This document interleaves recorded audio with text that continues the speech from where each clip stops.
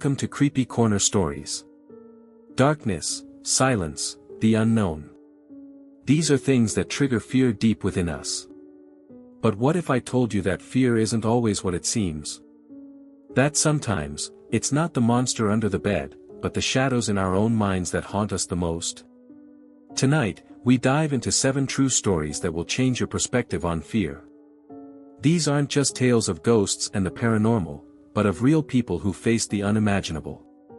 Some lived to tell the tale, others weren't so lucky. So, turn off the lights, make sure you're not alone, and let's begin. Emily and Jake had been searching for the perfect house for months when they stumbled upon an old Victorian home at the edge of town.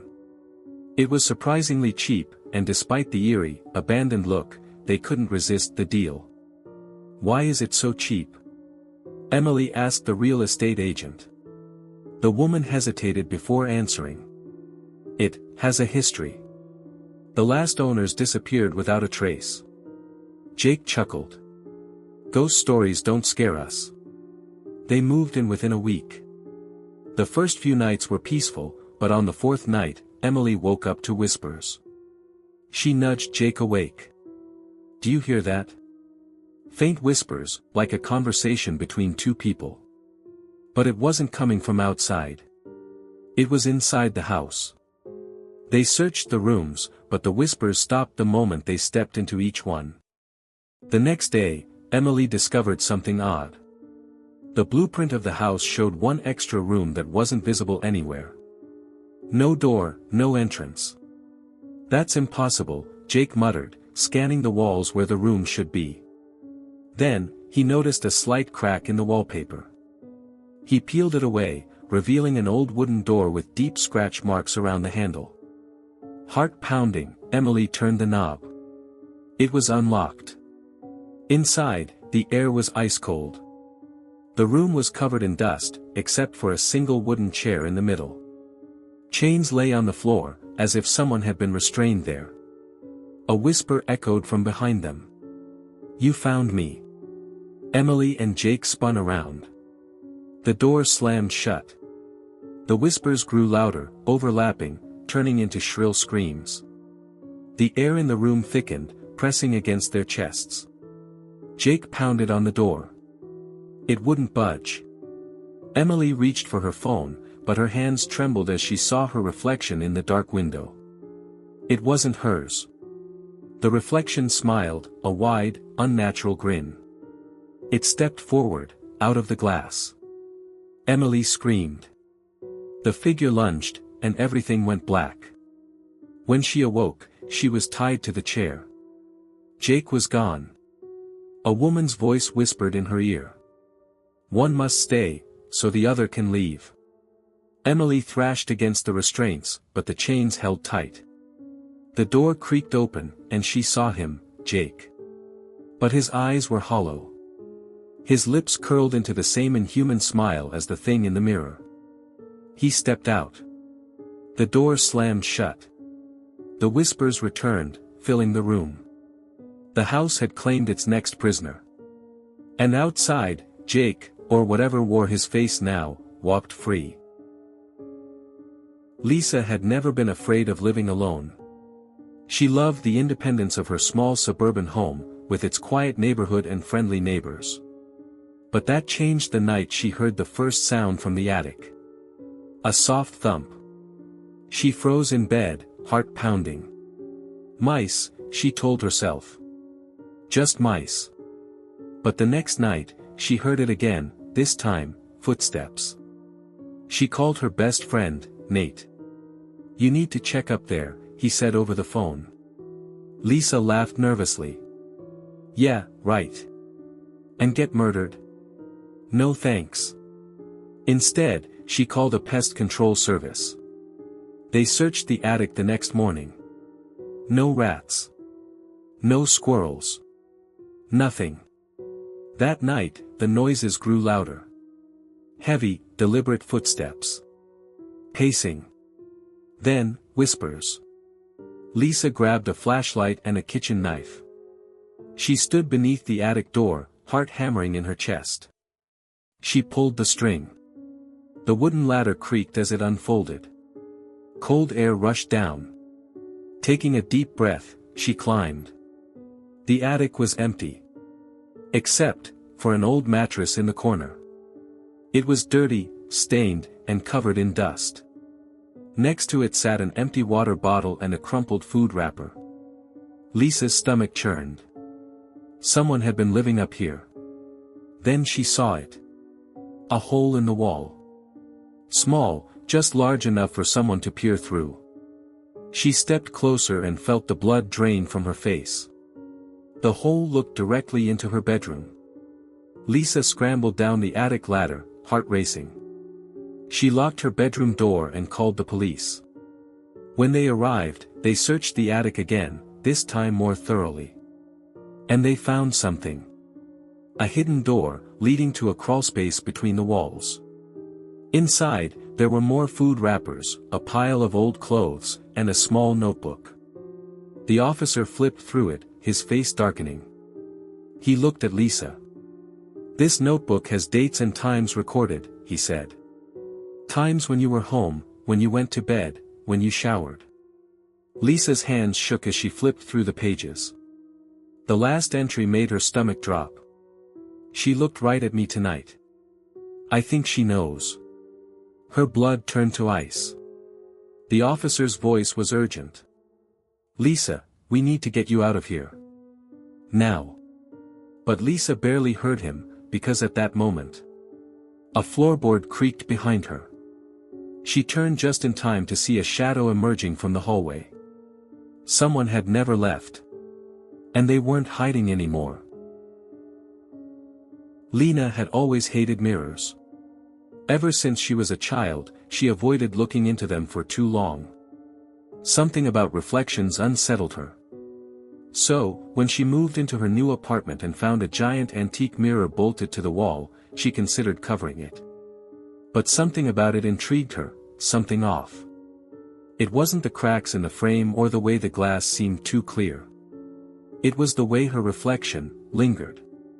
One night, as she passed by the mirror, she caught something in the corner of her eye.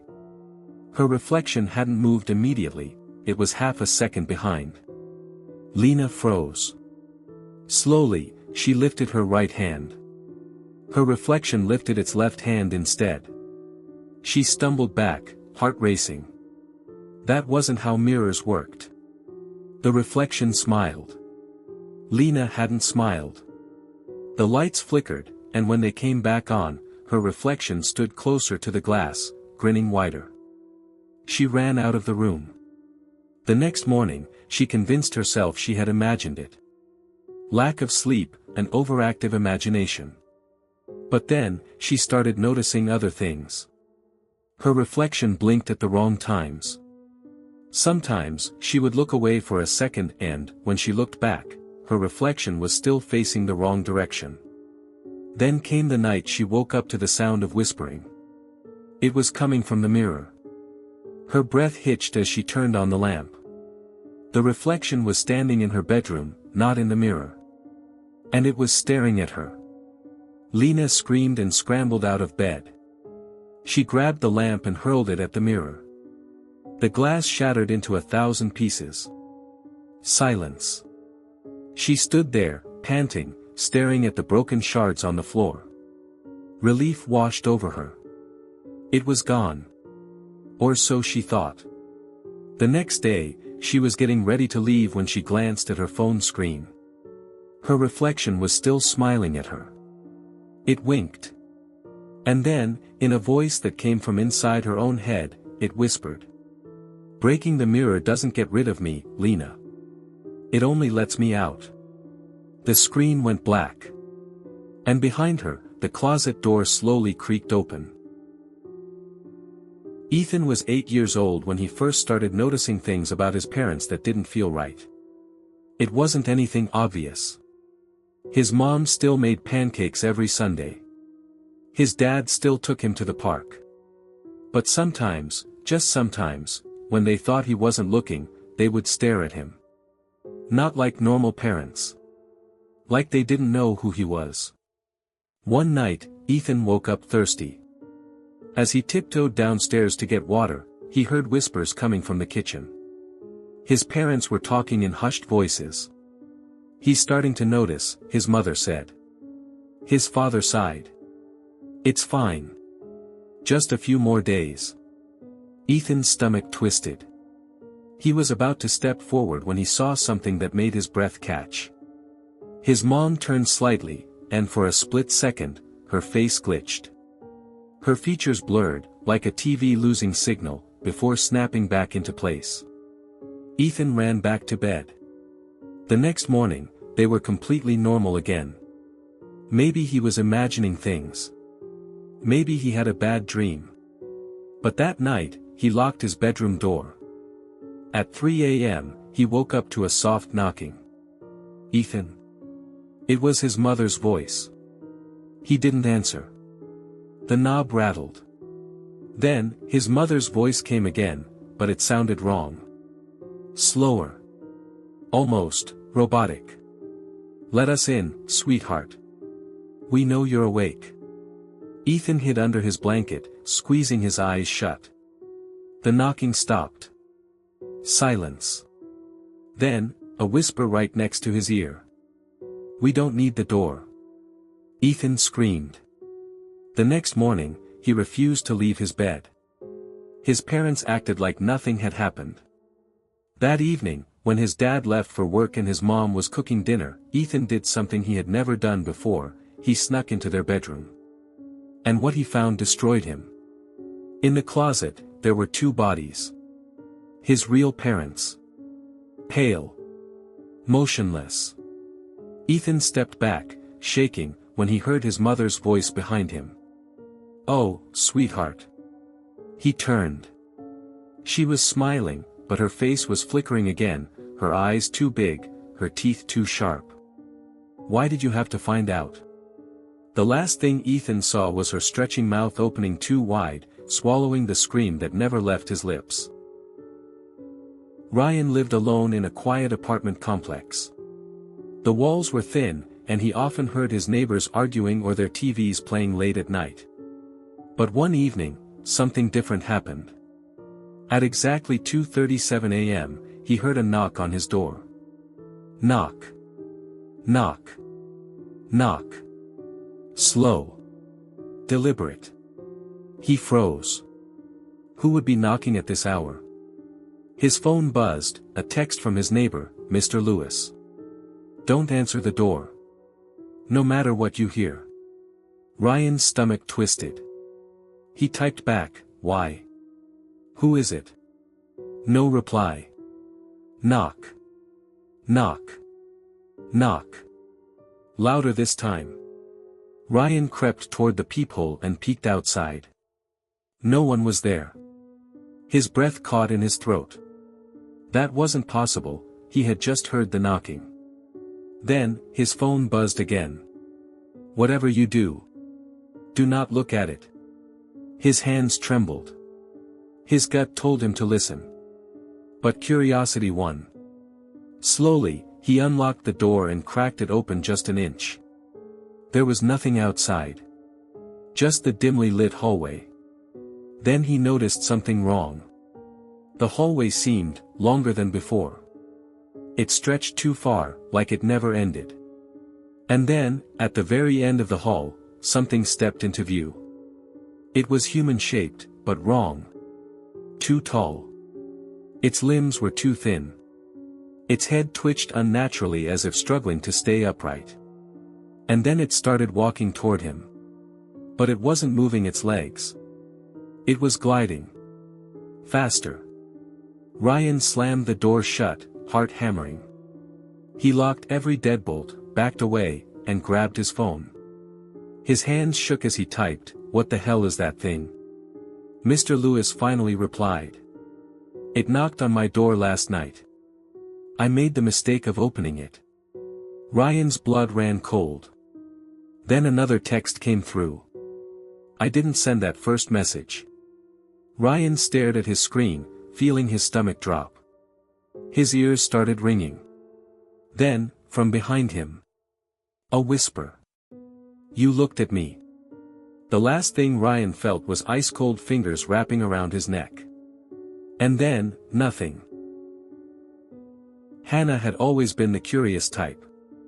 When she found a strange, antique invitation tucked inside an old book she'd bought at a garage sale, she couldn't resist. The invitation was written in elaborate script and bore a mysterious, handwritten note. You are cordially invited to attend a gathering of the chosen. Midnight. The old mansion on the hill. No name. No return address. But the words felt too real to be a prank.